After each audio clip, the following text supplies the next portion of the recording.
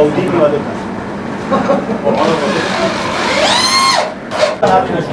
Kardeş var da yakışıyor mu? Ne yapıyor bileceksin. Selamı yok mu? Allah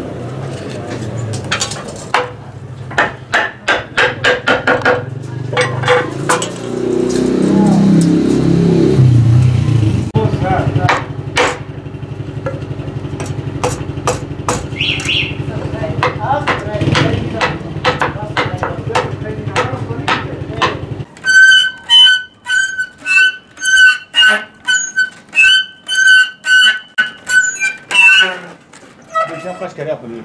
Tamam.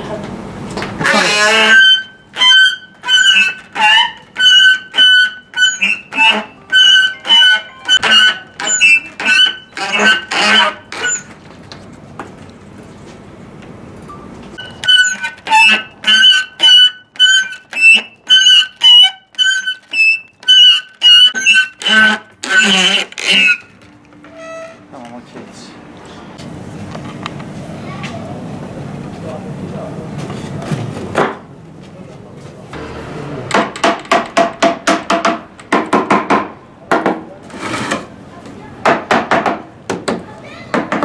Bir mehrik kaldı. Bu aşama Ya. Şu kadran değiştir ya. Vallahi billahi.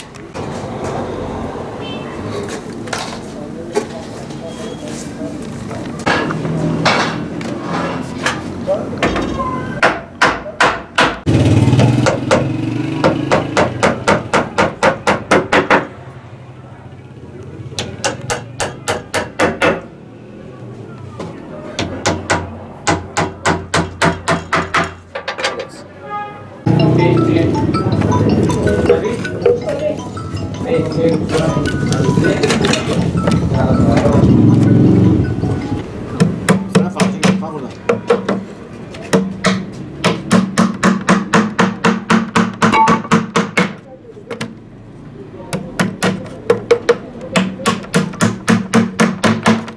Tekrar bırak ya. Bir dakika. Şimdi Gel gel bu duruyor burada. هذا بس فصاد يجيك Tamam. صعب değil, ne yapayım? فصاد يجيك Böyle. مشتري فينا Böyle böyle. Güzel hoş.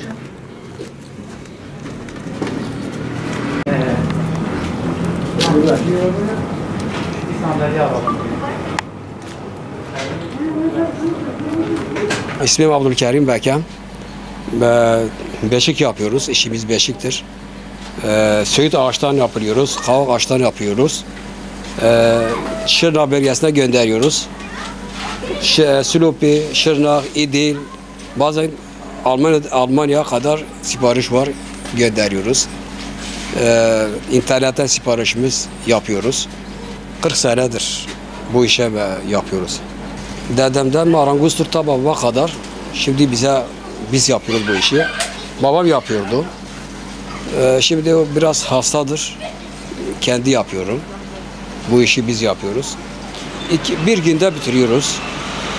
Çok zordu. Geldiği aşamada başlıyor bunları. Toplama yapıyoruz. Ama çok zordu. Böyle bakmayın bir beşiktir. 2 tane bir günde yaptırıyoruz. Bu beşikte Şırnak bölgesine gönderiyoruz. Silopi, Şırnak, Uludere, İdil, Cizre merkez. Bazen Almanya sipariş yapıyorlar. Biz gönderiyoruz. İnternet üzeri gönderiyoruz. Söğüt ağaçlar ulanıyor. Bu 2 günde suya koyuyoruz bu söğüt ağaçları. Bu beşik rahat 10 sene 20 sene duruyor. Bazen özel sipariş alıyoruz 1500 liradan. Diğerleri 1000 liradan satılıyoruz. Cizre kültüründe yer edilmiş bir kültürden bahsediyoruz. Cizre beşiği. Cizre beşiği 4 kuşaktan beri devam ediyor. Ve bu kuşak son kuşak olduğundan dolayı biz bu kuşağa destek vereceğimizi düşündük. Sosyal medya üzerinden bir tane sayfa açtık. Cizre Kültür sayfası diye. Bu sosyal medya üzerinden bu beşikleri Türkiye'nin her yerine ve yurt dışına gönderebiliyoruz. Hem otobüsle hem kargoyla gönderim sağlıyoruz. Abdülkerim Usta ailesi 4 kuşaktır bu işi yapıyor. Ve bu kuşağı devam ettirebilmemiz için de sosyal medya üzerinden biz sipariş alarak bu kuşağa yardımcı oluyoruz. Bu beşikler organiktir.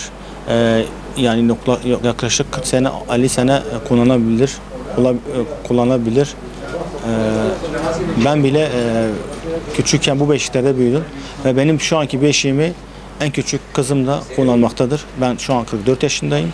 Bizlerin de büyümüş olduğu bu beşiklerde ömür boyu kullanılabilir ve bu kuşağa da destek olmamız lazım. Çünkü Abdülkerim Usta son kuşaktır ve başka bir çırağı yok.